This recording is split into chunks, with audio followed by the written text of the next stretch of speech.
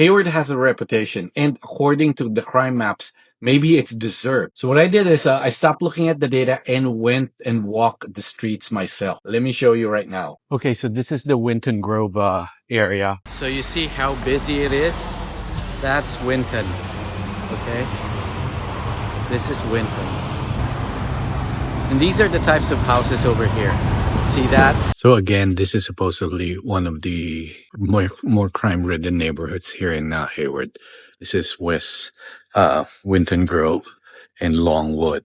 Does this look like a place that's supposed to be dangerous? I mean, the worst thing that I can see here is that there's lots of cars on the street, but that's about it. Houses are modest, but nothing run down. Oh, by the way, the airport is here. So that's Hesperian over there, or Winton. Okay, this is another border of Longwood-Winton, and that is Hesperian. So another major street, and over that bushes or hill or whatever you call that, that's the Hayward Airport. So I just want to show you this. There's also a local school here, the Longwood Element, right here in the neighborhood. So if you live here, your kids can walk to the school. This is the neighborhood that's on the crime map. It's supposed to be red, which means lots of crimes happening over here. So I'm actually on Longwood right now. Okay, this is one of the for sale properties right now. Check that out. That's a nice house. So why wouldn't anyone want to live over here? Okay, so this is the other main border of the Longwood-Winton Grove. And this is basically A Street. Going all the way over there would be towards Castro Valley. And over here, obviously, if you go straight, it's still going to be Hayward over there. So that's the other border for this. So that's our tour of the Longwood-Winton Grove neighborhood. I mean, as you can see, hopefully I've shown you enough that this is not, I mean, it's nothing dangerous. It's not something that I would call dangerous. In fact, if I have my family, that's one of the things that I think about is when is it dangerous enough that I wouldn't let my family walk at night in this neighborhood?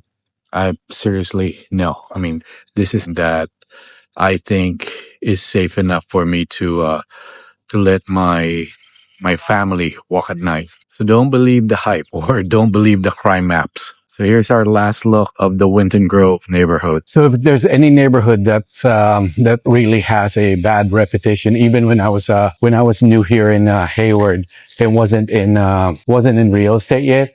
The one that I have always heard bad stuff about was Tennyson.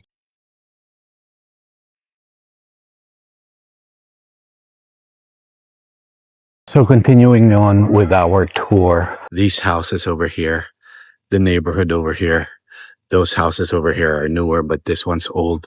But this one is one of the best things that they have over here, and I like it. The Mia's Dream Come True playground. This is amazing. You know, there's so many kids right now, so I don't want to take a video over there, but this is like a Disneyland for kids over here. And you're telling me this is dangerous? Okay, now let me show you some of the houses over here at Tennyson. So these are the houses across the park. Now I gotta be honest with you, this is one of the better streets over here. And I'll walk the other ones that are not, I guess not as clean as this one. But again, just like what I said at Winton Grove, this is supposed to be a quote-unquote dangerous neighborhood over here in Hayward. I mean, what is dangerous over here? But I'll show you the main streets as well, where the busy streets are.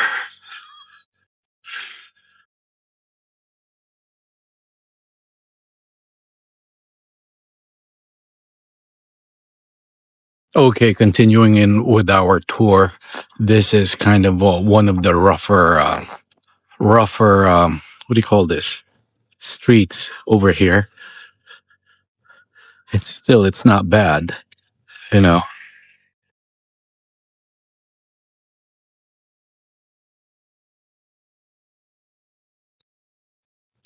So these are the types of houses over here. Definitely a little bit older and a little bit, a lot of them needs updating. But over here, that's Russ.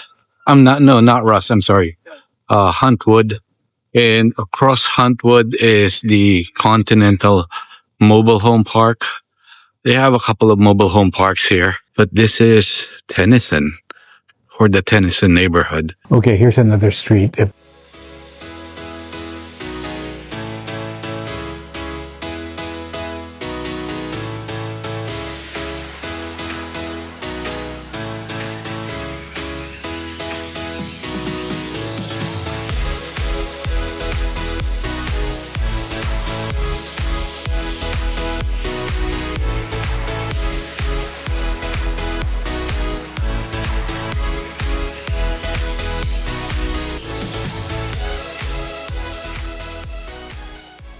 Okay, last street that I'm going to show you is by Russ Park over.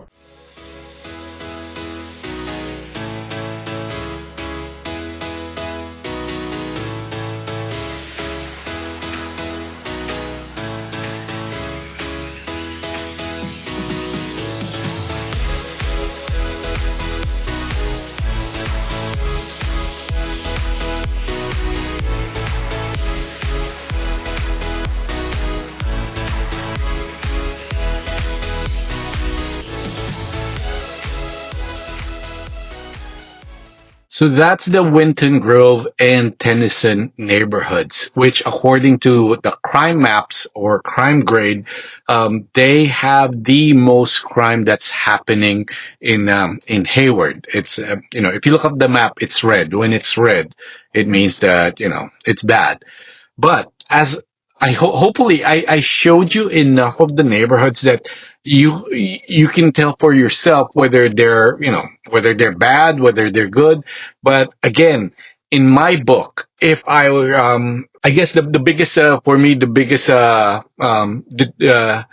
determining factor is if I would let my own family walk these neighborhoods, walk these streets at night. And I can tell you with all honesty that I don't have any problem with it, So a big chunk of the crime in both of these areas are motor vehicle theft. Neighborhood Scout puts your odds at 1 in 72 in Hayward overall.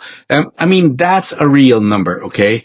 But violent crime, it's in line with California's state average. I don't know whether that's good or bad, but at least it's within the average. So that's the ground truth in the most talked about parts of Hayward, crime-wise.